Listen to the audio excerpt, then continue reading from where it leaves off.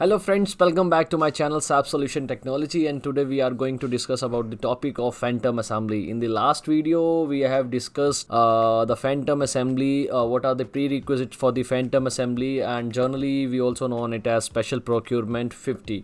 तो जब भी हम फैंटम असेंबली की बात करते हैं तो फैंटम असेंबली एक स्पेशल प्रोक्योरमेंट की है जिसको हम प्रोडक्शन प्रोसेस में यूज़ करते हैं और और इस वीडियो में आज हम देखेंगे कि कैसे इस स्पेशल प्रोक्योरमेंट की को रियल टाइम सिनेरियो में यूटिलाइज़ किया जाएगा एसएपी प्रोडक्शन में।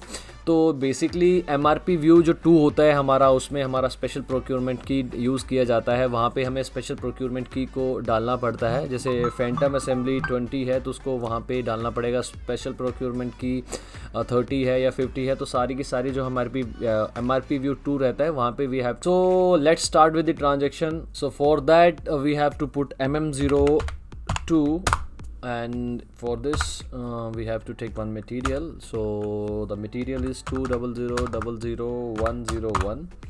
So this is my phantom assembly material which I have already created for this scenario. So MRP view 2 में हमें यहाँ पे स्पेशल प्रोक्योरमेंट की को असाइन करना पड़ता है और ये स्पेशल प्रोक्योरमेंट की होती है 50, जिसे हमें यहाँ पे ऑलरेडी पता है कि स्पेशल प्रोक्योरमेंट की 50 जो है फैंटम असेंबली को डिस्क्राइब करता है। तो यहाँ पे हमें क्लिक करना है और यहाँ पे सेव कर देना है। So after that we have to take one raw material for the same material. So अभी मैंने क्या किया है, एक बॉम्ब क्रिएट किया है सेम SFG के लिए, या फिर हम स्पेशल प्रोक्योरमेंट वाले फैंटम असेंबली मटेरियल के लिए बोल सकते हैं। तो यहाँ पे हमें बॉम्ब में किस तरह से हमें दिखेगा, मैंने एक कंपोनेंट लिया है 1013 और जिसकी क्वांटिटी 1 है। एक्चुअली क्या होता है, जब भी हम फैंटम असेंबली की बात करते हैं जो इसका हेडर मटेरियल होता है वहाँ पे हमें कुछ चीज़ें दिखाई देती हैं। मैं आपको दिखाता हूँ। जैसे कि जैसे ये मेरा मटेरियल है 391, तो ये हमारा मटेरियल है and this is our phantom assembly material.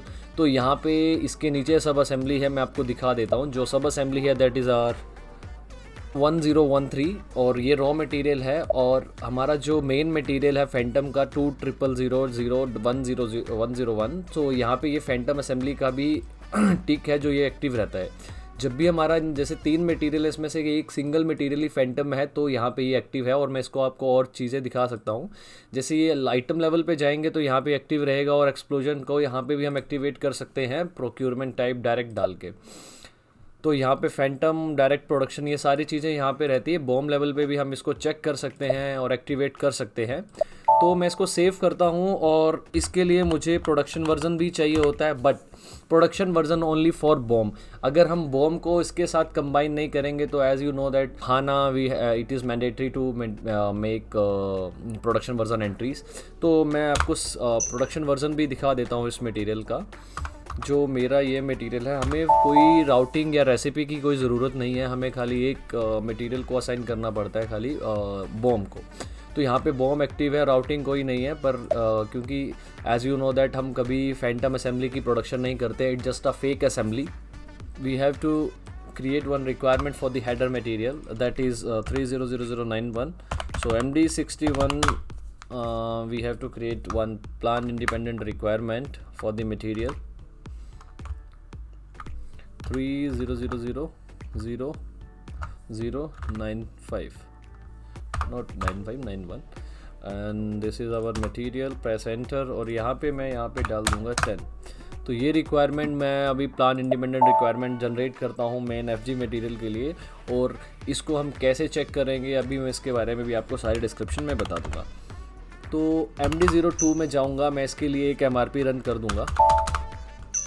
तो मेरा MRP रन हो चुका है। Now we have to go in requirement list that is MD04 where we can see the exact requirement list of any component. So this is our planned order which we have created through this requirement. So now I'm going to create a production order with the same planned order. So this is my production order and component is here. तो अभी क्या है, मैं इस component को यहाँ पे check कर रहा हूँ और ये कंपोनेंट मुझे फैंटम बता रहा है, प्लस इस कंपोनेंट को देखो ये पूरा हाईलाइट किया हुआ है, मीन्स ये ब्लॉक्ड है। मैं अभी फ़िलहाल के लिए सेव नहीं करूँगा, जस्ट बैक वापस आ जाऊँगा।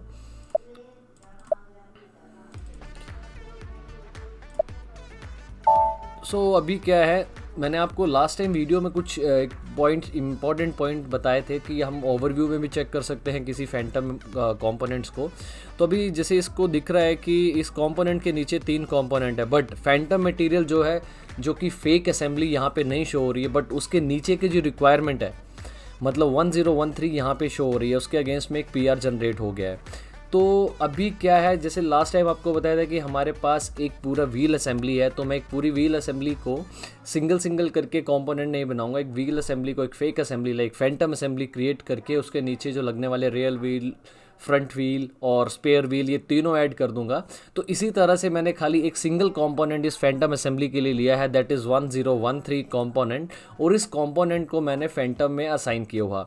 तो यहाँ पे मैं प्रोडक्शन ओवरव्यू, जैसे मैंने लास्ट वीडियो को आपको दिखाया था कि प्रोडक्शन ओवरव्यू में हम चेक कर सकते हैं कि जो हमारे कंपोनेंट्स हैं वो कहाँ पर हैं, किस किस सिचुएशन में हैं। तो यहाँ पे हमें पता चल रहा है कि ये परचेज़ रिक्विजिशन है, ये हम मटेरियल हमारे पास अवेलेबल है, ये मटेरियल हमारे पास अवेलेबल है, बस इसके लिए हमें एक परचेज़ रिक्विजिशन के थ्रू इस मटेरियल को GRN करना है।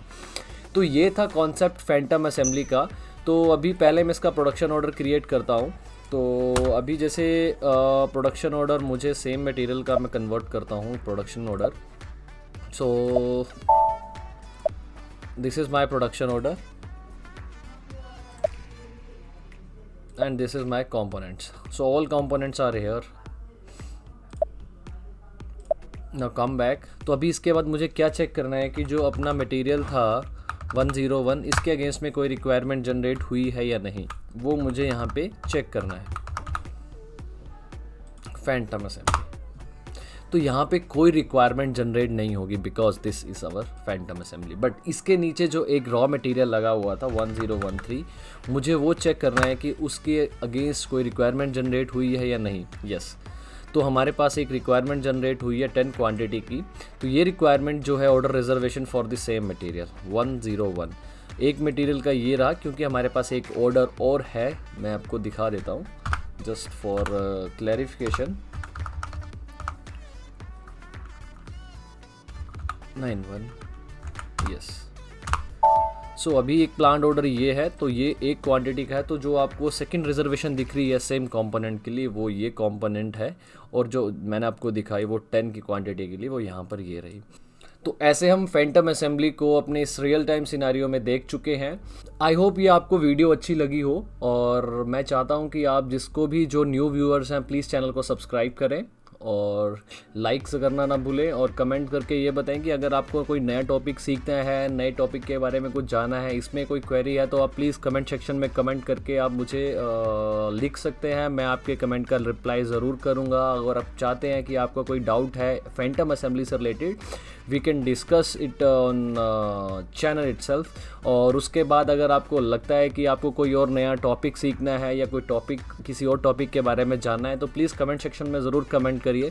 फ़िलहाल के लिए thank you so much for watching, have a good.